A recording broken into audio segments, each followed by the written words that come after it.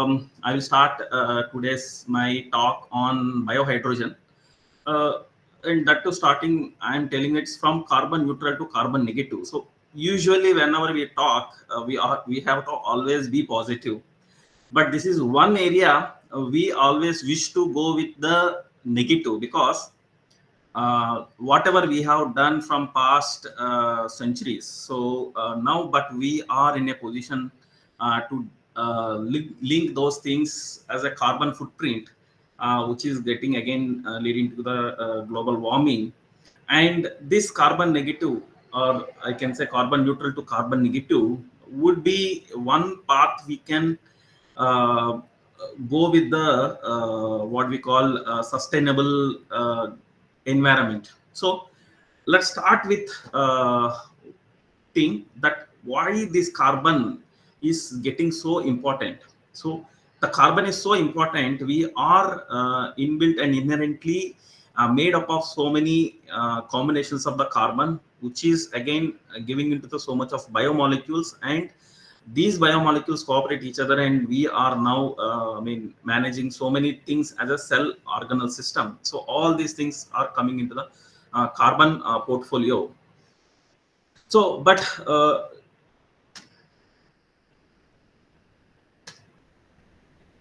when you take the environment, when we call it as a carbon cycle. So the from the inception of earth origin, there are so many millions of years past stabilizing these cycles from the inorganic to organic to now biological carbon cycles. Now these biological carbon cycles are well adopted and well optimized and stabilized, so that the overall net gain or net loss of the carbon will be moderately zero. So it is not like that there are no fluctuations, but in each era of this evolution, there is an imbalance of the carbon, carbon emissions, but these are not persistent. But from past 2 or 3 decades, if you see, I don't say in decades, in the past 1 century, what is happening is the carbon budget, we call it as a carbon budget, that must be negligibly zero, or it is a neutral. But due to so many anthropogenic activities, so many evolutions, we are advancements in the various industrial evolutions or transportation evolution. So we are emitting so much of carbon emissions, so that became into a large amount of accumulation of carbon, and that is called a carbon footprint. And this carbon footprint is leading to the global warming. That is the one of the major effect right now we all are suffering. So you people know what is happening in the past 4 or 5 years. The temperatures of the summer, we hear that it is record break of previous years or previous 10 years or so on. So this is all because of the temperature rise due to the global warming. So then let's first come in. Before discussing about the carbon neutral or carbon negative, let's see what is a carbon budget. A global carbon budget is something which is to be zero. That is nothing but the emissions of the uh, activity of the global biological system should be equivalent to the inherent consumption of the same carbon footprint by our biological systems.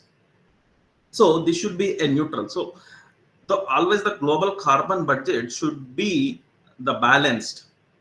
Maybe it is not, sometimes there are fluctuations due to so many other geochemical processes. There is an imbalance, but after certain time it will come to again into the neutral or carbon budget equivalent. So but now if you see from past decade, this budget, this carbon budget imbalance is becoming almost like zero point 0.4 gigatons. Zero point 0.4 gigatons looks like small, but if it is in the emission scale of gigatons, which is really imbalancing the balance of the global carbon footprint. So the problem is that to certain extent in up to 1980s or 1970s, these emissions are look into moderately balanced condition where the earth or global what you call environmental cycles, or we call it as a climatic cycles, are getting into the normally bearably balanced. But when you see the trend of 1980 or above, the trend is becoming so high. This is due to the fossil fuels, and almost all in 1980s and 90s, we are almost like 95 to 98%. We are, I mean, depending on the fossil fuels, and that is the only energy source we are dependent. Even now, we are almost like 95, 93% of the global energy dependencies in the fossil fuels. So the trend has becoming increased, and this trend looks into the increase of up to 40-45% of the previous 50 years record. So this is a huge increase. So initially we thought we neglected in so much, and we started blaming in one way or the other way with one country to other country. But this coming into the a global problem, then we realize that this global problem, when we ignore, this will reach into a certain level of 3.4 degrees centigrade. That is average, that can go even up to 5 degrees increase. And if it is a 5 degrees increase, there will be a big issues in the global population. So we all realize this problem, and we now with the so much of a scientific background, now globally the carbon footprint and global warming is accepted as one of the major issue should be addressed immediately. So when you come to year 2015, that is a big milestone. We realize that there is a issue of carbon footprint, and that is going to be a big problem globally if we are not addressed. So what we have come is the global, almost all countries coming to a single agreement and single stand that now this is the time we have to address this issue. And they have made an agreement of global, all the global countries, to make an oath to take this issue to be considered for making it neutralized. So with that one, we had a various targets we have come up, and all the countries are coming into the agreement that now this is the time we have to normalize this increase of the temperature into the normal conditions, reduce it possible. So in various phases, we made it into first thinking the process what we are going it. So all those processes we have to normalize into the carbon neutral, and that is the first what I'm mentioning in my talk, that make the system which is a carbon neutral. Then make the process, or innovate the process, so that the carbon what we have emitted in the previous generations also need to be captured back into some way, so that the carbon footprint of the global should be coming into normal, and or maybe reaching into the previous records of past century. So various type of goals we have made, and one of the goal is minimizing the carbon footprint, so that the increase of the temperature should not be at least not more than 0.5 degrees centigrade by the end of the 2020. So this is one big thing, so that this is 1 year to announce that the net zero carbon emissions, so that the temperature reduction at least come down to 0.5 degrees centigrade, so that our environment, whatever it is now, it should be at least sustainable for more than next, for the next generations. So coming into the pledge, what we have taken all the global countries is that the current policies may lead to, +3 or +3.8 degrees centigrade if we don't answer, or if we don't progress that by end of this century, we will end up with the 4 degrees of average increase. But when you take a new pledges with a wholehearted involvement in reducing the carbon footprints by evolving different ways of identifying the carbon footprint release, and make those things into one objective to address, so that we can make the system which is not more than plus 2.5 degrees centigrade. But if we could able to evolve us to adopt carbon negative process, so that the emissions are reduced or neutralized, as well as the carbon which is already released into the environment will be captured back and sedimented into some neutralized process chemicals or polymers, so that can lead to reducing the temperatures less than 2 degrees centigrade. So to achieve this one, and the Paris Agreement, the most of all of us are coming to a single agreement. First thing is achieving the net zero emissions. That is, we have put that target into 2020. Then make some adaptation to achieve a green, or we can say it is a climatic neutral resilience, so that the whatever the increased temperatures are there, so we should be able to adopt a process where there is a resilience, mean that increase of the temperature will not affect the productivity of the most of the agriculture and all. So that should be achieved.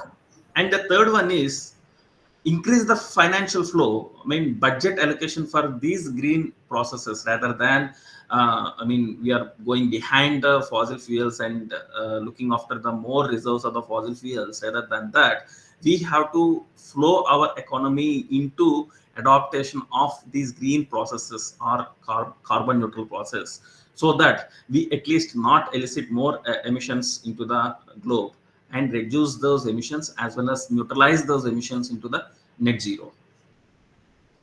But the issue is presently we are depending on the renewable, non-renewable or fossil fuels or for majority of the process, and that accounts like manufacturing sector and transport sector, which is almost 50%. So if we could able to address at least these two processes, where we should able to achieve something carbon neutrality. I'm not talking about the carbon negative, but at least carbon neutrality we could able to achieve. Then still we can sit with, or we can over extrapolate to the objectives which we can achieve. So today's topic, we are coming into the fuels, and that too green fuels. So how we can do so, which door we have to knock for this purpose? So is it the biofuels? Yes, of course, the biofuels are the best way we can achieve this carbon neutrality to certain extent. Why I'm telling you certain extent? Because carbon neutral, the biofuels are also not a carbon neutral. So when we use the biofuels of various sources, still there is a carbon emissions which come into existence. Of course, these carbon emissions are much lower than the petroleum fossil fuels. That means, yeah, of course, there will be a depletion or decrease in the carbon emissions, but still there is a carbon emission to be addressed. So, of course, we cannot avoid, because we all depend on the energy. So, the energy is the major source for our day-to-day life. So, we cannot avoid that. Then, what is the next we can knock? So, what we can think? The problem is with the carbon emissions. So, it is the carbon. So, why can't we look into something which is carbon-free fuel? So, whenever we call it as a carbon-free fuel, the people say that what could be that? That is nothing but a hydrogen. Hydrogen, if you see, it is not having any carbon. So when this hydrogen as a fuel, when we use this, don't emit any carbon emissions, because when it is combust, it will be only producing water vapor, that is nothing but H2O, and it is harmless. So obviously it is not exerting any problem or any emissions of the carbon, so it is environmental friendly. And as it the name H2, there is no carbon. So this is one fuel which is providing the energy without releasing any carbon. And one more thing is a high energy density. So the amount of fuel it needs to certain generation of certain amount of energy, it needs a less amount of substance or fuel compared to the petrochemical or hydrocarbon fuels or fossil fuels. And also it can adaptable to the current infrastructure. That means whatever the energy needs we need for the industry or a transportation or vice versa for any other purposes, so it can be very easily adaptable. You don't have to do a major modifications to adopt this fuel into our commodity. So coming to the hydrogen, it looks very lucrative. I'm telling it is a carbon-free fuel. So upon combustion, there is no carbon emissions. But it is not true. But the process of production of hydrogen involves the carbon emissions. So based on that, there are so many different types of hydrocarbons categorized into different colors or get different category that given a different colors. Starting with the black H2, the name itself shows it is sourced from the coal and it exerts so much of carbon emissions. Coming into the white, it is a naturally formed hydrogen. Extracting that has no problem. So, but the process of extraction may give the carbon emissions. Coming to the gray, and that is again from the natural gas we produce this hydrogen. So again, that is also a carbon positive. That means it will emits the carbon, though the fuel don't emit the carbon, but the process will emit the carbon. So keep when we are moving, keep into that. The most interesting is the yellow hydrogen, that is nothing but the solar power that we go with the electrolysis, so that we will produce the hydrogen and CO2. And here we say it is a CO2, but it is considered to be the no carbon emissions, because upon production of this one, this CO2 is inevitable product when we are doing it. So it is considered to be no carbon emissions, but there is a dilemma in this, considered to be the carbon neutral or not. But coming into the green carbon, here we can consider to be a green carbon because it is produced from the renewable feedstock. So if we are not able to produce the hydrogen, but CO2 emissions is inevitable. So along with the CO2, we are able to produce the hydrogen as a byproduct using the biological systems. So this is considered to be a carbon neutral. And next generation carbon, that is using the low cost biomass and also adopting both photo and dark fermentation. So why it is coming to the carbon neutral, or it can also get into the carbon negative fuel. I will be discussing about in my later sessions. So this is the green hydrogen and next generation. These are the two topics now. Today I am going to discuss in two case studies independently. Where one is I am going to discuss about the carbon neutral process, and the other one is the carbon negative process, and what is the problem with the both two process I will be discussing in this case studies. So now it is a biohydrogen. So now we get conclusion into that we have to get into the process of green and next generation hydrogen. So when you are considering these two, these processes are adopted by biological systems. So coming to the biological systems which can produce the hydrogen is categorized into two systems. One is the light dependent systems or light induced system. The second one is the dark fermentation system. So in the light direction, light dependent systems, it is always microalgae or cyanobacteria which are involved in this hydrogen production. So it is always called photolysis. Directly the water is lysed into hydrogen, lysed and produced hydrogen. So there are two ways. One is a direct photolysis and indirect photolysis. So direct photolysis usually followed by the microalgae, and indirect photolysis is by the cyanobacteria, because there is a partition of this system, nitrogen fixation and other cycles which will be followed in the cyanobacteria. So apart from that, when we are coming into the dark fermentation, there are again two systems which are adopted. One is the PFL system, One that is nothing but pyruvate format lyase system, and PFOR, where it is the pyridoxy oxide reductase pathway, and this is mostly adopted by the strict anaerobes like a Clostridium. And PFL system is pyruvate format lyase system, which is adopted with the facultative bacteria, and best example is the E. coli. So we started our in our laboratory to look into the pathway of FHL pathway, and that too in a faculty to bacteria, nothing but E. coli, and we choose this E. coli as a basic system because it is more well studied, and there are so many tools which are available to manipulate, or we can make a process adjustment and all those things. So when we started looking into this one, the process of this hydrogen production starts in E. coli, starting from the glucose, and glucose is followed to the glycolysis cycle and produce the important intermediate pyruvate. And this pyruvate is the key molecule where it will produce acetyl CoA enzyme A, and formate. And formate is the byproduct of this acetyl CoA.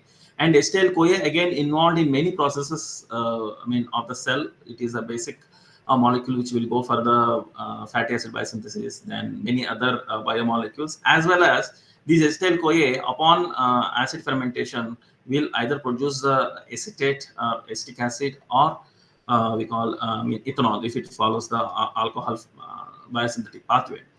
So coming into the format, this format is a substrate for the FHL complex, format hydrogen lyase complex. And if this format is not taken by FHL complex, this format is taken up by the format dehydrogenase, and it will produce the CO2. But if it is taken care by FHL system, then FHL system has an inherent hydrogenase, which is nickel Fe hydrogenase, which will produce the hydrogen along with the CO2. So this is the process, but this FHL system is an auxiliary process, is not actually developed for the hydrogen production by the cell, but it is a complex which produces the hydrogen. This hydrogen is used by the hydrogenase, reversible hydrogenase to generate the NADH. So this entire FHL system act as a buffering system for the regeneration of NADH. So from NAD to NADH. So as it is, the cell will never produce the hydrogen, because whatever the hydrogen is produced, it is again converted back to, it is utilized for the NAD to NADH reduction.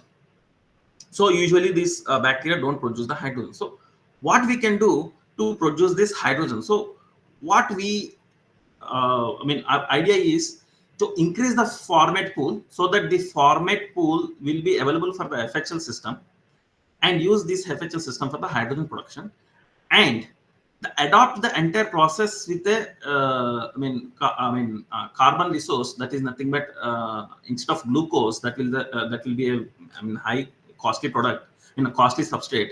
So we would like to adopt this entire process to the lignocellulosic sugars or crude glycerol, because crude glycerol is considered to be the waste product, because it is produced nowadays in the surplus system. So we would like to adopt a wholesale catalysis system and make this entire process for the production of H2. So the first step of our objective is to accumulate the format. So how can we adopt that format accumulation in E. coli? Is by a metabolic engineering of E. coli using targeting certain genes which can enhance the pyruvate pool. And once the pyruvate pool is enhanced, then we can follow to the format, so that this format will be available to the FHL system to produce the hydrogen. So we sorted out a few genes which are, in the literature, it's already reported that these help in accumulating the format pool or enhancing the format pool. And when you coming to the hydrogenases, there are 4 hydrogenases in E. coli, and 2 hydrogenases are reversible reaction, which will produce NADH, which will help in the reduction of NADH. That is nothing but the H2 consuming hydrogenases. And there are 2 which is only perform the forward reaction, nothing but FHL reaction, format to hydrogen production. So we started targeting these hydrogenases to see whether the cell will be able to adopt without any reversible hydrogenases. So when we targeted and knocked out the hydrogenases, hydrogenase 1 and hydrogenase 2, surprisingly, we could able to see a drastic enhancement in the hydrogen production. And that is a good step in our production of the hydrogen. We started looking into a process called metabolic flux engineering. So previously, I was talking about the metabolic engineering, but here we want to adopt a metabolic flux engineering tools via synthetic biology, where we will be again revisiting complete process using advanced tools like genome scale models, and adopt those knowledge, that knowledge what we are getting through the genome scale models. Instead of going with the gene knockout, we would like to go with the gene regulations. That means when and then we need, we can switch off those genes or switch on those genes in particular condition. So our strategy is now, first make the cell biomass like a wild type, and now whatever the genes we want to, we can switch off, so that it will reach into the production stage, and production where we get a hydrogen which is a very good, to the level of good productivity. So that is called a flux engineering. That means we are not engineering the entire genome, but we are only engineering the flux, that means the metabolic pathways moving towards the desired product. To achieve that one, what we initiated is doing a in silico flux analysis of E. coli using the genome scale model. Genome scale models are, in silico tools which are developed for a purpose of understanding the cellular physiology in a particular condition. So these genome scale models are developed based on genome sequences, metabolome analysis, as well as proteome analysis, altogether global, and integrating all those factors into a single in silico platform, that is nothing but a genome scale model. So now what we can do is, we don't have to knock out each and every gene and analyze the physiological effect of those genes in the bench. Rather than, we can do all those analysis in silico in a computer system, adopted 5 gene knockout system and 7 gene knockout system, and we see it is a very good correlation, that the product of our gene knockout system is as good as the other gene knockout systems, that is nothing but format, which is producing as good as this 7 genes or 5 gene system. That means we are not knocking out many genes, but we are knocking out only one gene with 2 gene regulation. That means we are not we are not manipulating the health of the we are not disturbing the health of the cell. So whatever the problem we are getting, that is nothing but the cellular growth rate, which is diminished a lot after knocking out 2 genes. That situation we don't face this one. So for the regulatory system, for adopting the flux engineering, we have adopted CRISPR system, where we will be using the DCAS. This DCAS, upon binding with the promoter of genomic DNA, it will associate with the sgRNA, and it will stop the transcription. That means whenever you want to target the gene regulation, you just have to give an induction with the inducer, where the DCAS protein will be produced, and that will go and bind with the genomic DNA, and it will it will block the transcription. So that when and then we need, we can create that regulation. So initially, first stage, we can grow the cells, and the cells will grow just like an wild type. Then give the induction, then it will start blocking those transcription of those particular genes. Up to 3 to 4 genes we can regulate, but in our case in silico we found only 2 genes. So we start. So the next system which is available for us is a cyanobacterial system, where this cyanobacteria will capture the CO2 and converts into the carbon substrate, nothing but glycogen, which upon glycolysis, which can enter into the process of hydrogen production. and using the whatever we call it as a nitrogenase based hydrogen biosynthesis, which is an inherent part of the cyanobacteria. So we started adopting this carbon negative process in our laboratory, and we started working on the system where we found that the hydrogen production is positive, or we can say it is a carbon negative process can be adopted for the biohydrogen production. But the issue is, when we are producing this, when we are adapting this cyanobacteria, the major issue is the growth rate. So if you want to produce the hydrogen, it needs to take so much of energy or so much of economic input for the production of hydrogen. So alone for the hydrogen, if you try, it won't be possible to make it an economically sustainable process. So we would like to adopt a fresh strategy called cyanobacterial circular bioeconomy, where it is not a single product based process we'll be developing. Rather, in the entire process, we'll be addressing multiple problems, and we'll be getting a multiple products in the entire process, so that the entire system will be an economically positive.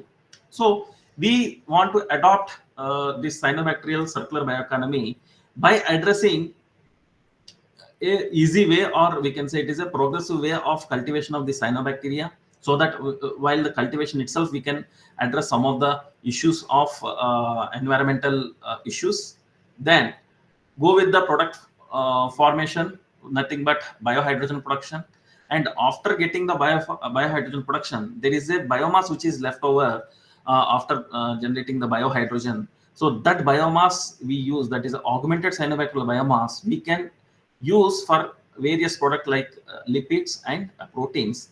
So here we are addressing the effluent treatment of the wastewater, as well as we are capturing the CO2, and we are generating the biomass, and from the biomass we will be adopting this system for the biohydrogen production. And after biohydrogen production, this cyanobacterial system can go into the augmented this can go into the lipid and protein separation, which one is the phycobilly proteins, and the other one is the lipid to the biodiesel production.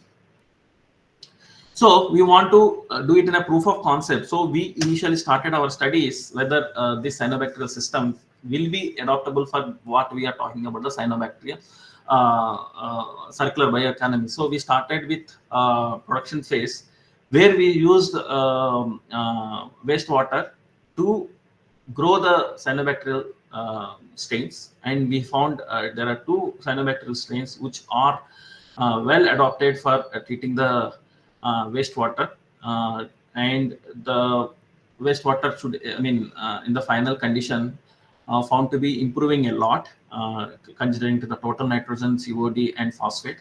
So this is one way we are adopting system for the generation of biomass using the wastewater treatment. And the most interesting part is this cyanobacteria can grow in the up to 40 degrees centigrade. That means this cyanobacteria has a very good climatic resilience. That means it can be adopted for any season of the cultivation, especially in the temperate climates like India. And we started using these cultures, which are grown in the large scale, that are now progressed to the anaerobic condition.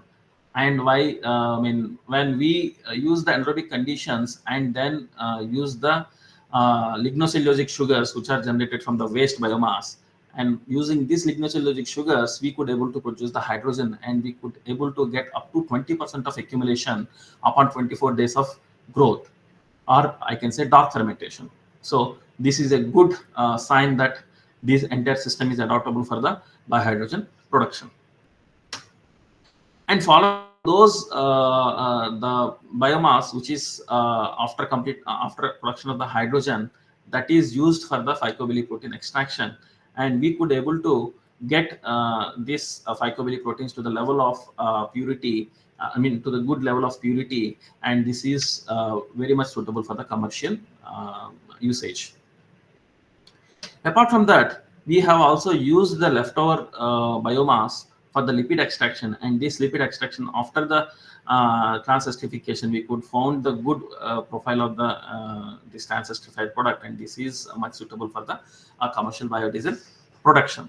So with this concept, we could able to achieve, or we could able to prove, make a proof of concept that with the cyanobacterial biohydrogen production, we can adopt a circular bioeconomy. That means not only one product biohydrogen, we could able to make multiple products which can give a sustainable economy to the system, so that the entire process will be a profitable or economically viable system. So to the conclusions, so with this work, these two case studies, what I have discussed, what we have worked in our laboratory. So E. coli can be very good system which can be a microbial cell factory for the carbon-free fuels for production, that is the biohydrogen, and it is when we go to the productive rates, so it is found to be economically very much feasible process, because we are adopted to the flux engineering. So previously the people have done metabolic engineering from almost like 20 years back, but the issue is that the growth rate. So since the growth rate is very very slow, the system is not viable in the level of a scale up. But our system is very much viable, because it is just behaves like a wild type in the growth parameters. So we could able to make the entire system viable in the scale up. And the other can be is that the biohydrogen can be a very good potential checkpoint for the carbon emission. That means because it is a hydrogen, and whatever the hydrogen we are producing is a sustainable hydrogen, so this can help in checking, it can work as a checkpoint for carbon emissions. And we could able to establish a circular bioeconomy in the cyanobacterial system. So the entire process of this cyanobacterial biohydrogen, because especially when you are calling this cyanobacterial biohydrogen, it is a carbon negative. That means it it won't produce any CO2, as well as it captures the CO2 from the environment. So that means it is whatever the CO2 already released into the environment will be captured back. That is why the carbon, from the carbon neutral, it is becoming a carbon negative. So it is so important, and this system we could able to make a proof of concept that this can be adopted well into the circular bioeconomy. And also we could able to demonstrate that this carbon negative process, nothing but biohydrogen production via carbon negative process, is also adopted, and prove that this can be used, or implemented as a carbon negative fuel to the process. So at this moment, I would like to thank my funding agencies, University, DST, Department of Science and Technology, Gujarat, as well as GBRC, Government of Biotechnology, Department of Biotechnology from India, Ramalinga Swamy Fellow, what I have got awarded, and which make me a good, platform to come back to India and work here, and Department of Science and Technology, DST, India, as well as the Asian community. It is an international body where we can go with the international tie-up, and running right now we are running one international project under that consortium. And I really thank the Science Dialogue series, Dr. Gopal ji, who has arranged all these efforts to make this possible for today's lecture. And this is my team, which is our strength, who are putting so much of effort in establishing so many technologies in our laboratory. And I thank all my team members, and I thank all the members who are in the talk and listening to my talk. Thank you very much.